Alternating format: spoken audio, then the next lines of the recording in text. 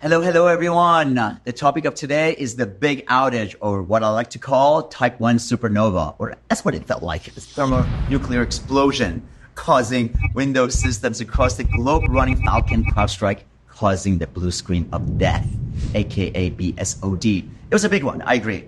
By the way, we came to know about this incident an hour after it occurred, receiving reports from a majority of our MSSPs and MSP partners running CrowdStrike Falcon sensor, saying that they're experiencing the blue screen of death. Hi, everyone. My name is Kevin Najad from Vigilant Security, where I bring you another angle to the problem through the eyes of an incident responder who deals with security incidents 24/7. Yes, that's right. My team and I do exactly that, monitoring networks for intrusions and alert you when someone is trying to break in. But in this situation, luckily, it was not a security breach or a security incident. It was an outage, a big one. I agree. Supernova type 1, I like to call it. I feel very compelled that to make this video to explain the reasoning behind all my recent posts about the significant outage we've been facing, all of us. What we know so far is that the incident was triggered by some content delivery by CrowdStrike, one of the most robust next generation antivirus, or as cybersecurity professionals like to call it, an endpoint detection and response, aka EDR. So what is CrowdStrike? If you're in the IT space, you most definitely have heard of them. But if you're an end user, you most likely don't know about it because CrowdStrike is a little piece of software that runs in the background and is quietly operating and discreetly blocking malicious attempts by intruders trying to infiltrate your systems and your networks. Now, this lightweight piece of software was born 100% in the cloud, some a little over a decade ago, has been a lifesaver for many organizations, including Vigilant Security, across the globe, especially during pandemic when remote work became the norm. CrowdStrike has been protecting our systems without users even realizing it, blocking billions or even trillions of potential threats that could have crippled organizations very much like yours.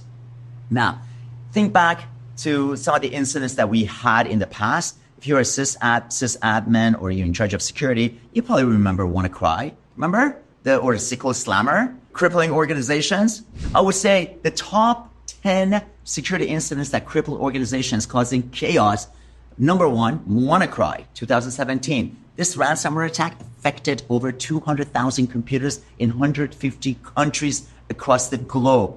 And NotPetya, in 2017, initially targeting Ukraine, this ransomware quickly spread globally, causing over, 10 billion in damages. And then the most recent one, another one, Equifax in 2017, the data breach, remember, personal data of 147 million people was compromised, costing Equifax, around 14 billion in settlement costs. Another big one would be Yahoo data breach, remember, 3 billion accounts were compromised. Just imagine, leading to significant financial and reputational damage. I no longer use Yahoo.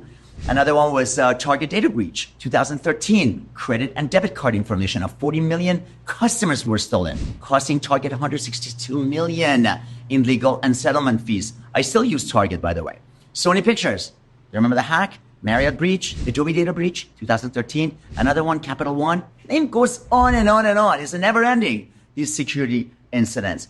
Now, if you want to think about the security incidents versus outage, because I know everyone's been talking about the outage is as bad as security incidents. I agree. In some cases, it is. But in this case, the issue was not even an incident. Thank God.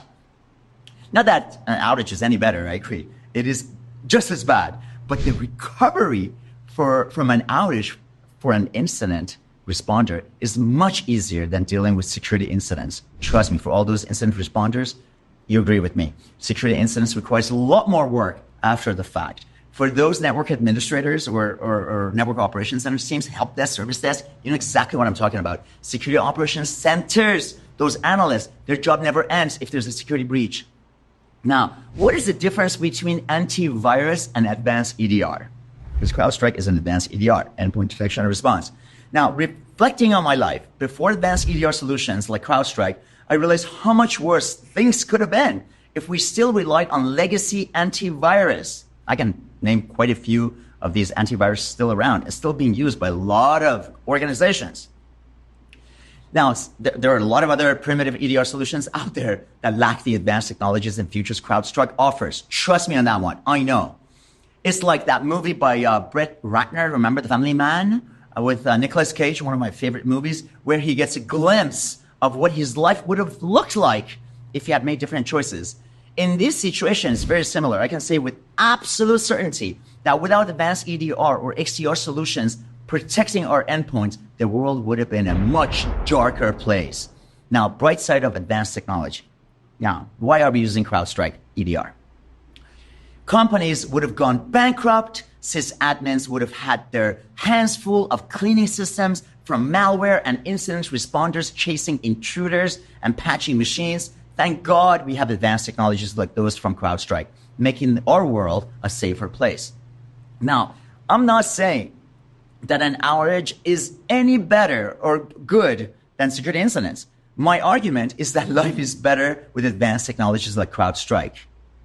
Trust me on that one. It has made my life so much easier, and it has made my customers sleep better at night. This situation, this incident, this outage was unfortunate. It's impacting a lot of organizations. We're still dealing with it, by the way. But nevertheless, I can just imagine, just like that movie, if we didn't have advanced technologies like CrowdStrike, many of these organizations that exist today would have gone bankrupt. They would not be here today. Thank God they're here and they're dealing with this outage. On the bright side of things,